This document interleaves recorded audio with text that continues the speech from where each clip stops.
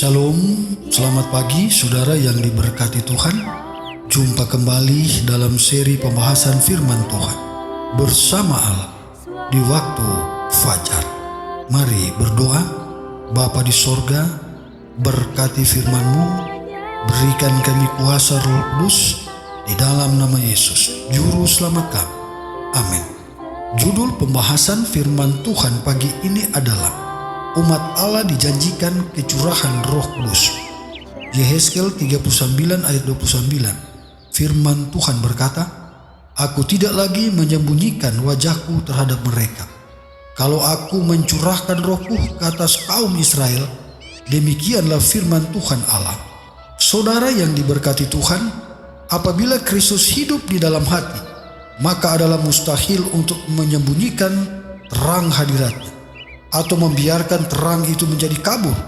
Sebaliknya, hal itu akan menjadi lebih terang apabila hari demi hari kabut dosa dan sifat mementingkan diri dilenyapkan oleh cahaya terang matahari kebenaran. Saudara yang dikasihi Tuhan, Kristus telah menjanjikan pemberian Roh Kudus atas jemaatnya, dan janji itu adalah bagi kita sebagaimana bagi murid-murid yang mula-mula. Tetapi sebagaimana halnya dengan setiap janji lainnya, hal itu diberikan dengan syarat. Banyak orang yang percaya dan mengaku menuntut janji Allah. Mereka berbicara mengenai Kristus dan mengenai Roh Kudus, namun demikian tidak mendapat keuntungan. Mereka tidak menyerahkan jiwa untuk dipimpin dan dikendalikan oleh kuasa ilahi. Hanya kepada mereka yang melayani Allah dengan rendah hati, Roh itu diberikan. Saudara yang diberkati Tuhan, janji Roh Kudus tidak terbatas pada satu zaman atau bangsa. Kristus menyatakan bahwa pengaruh ilahi dari Roh-Nya harus menyertai para pengikutnya sampai kesudahan.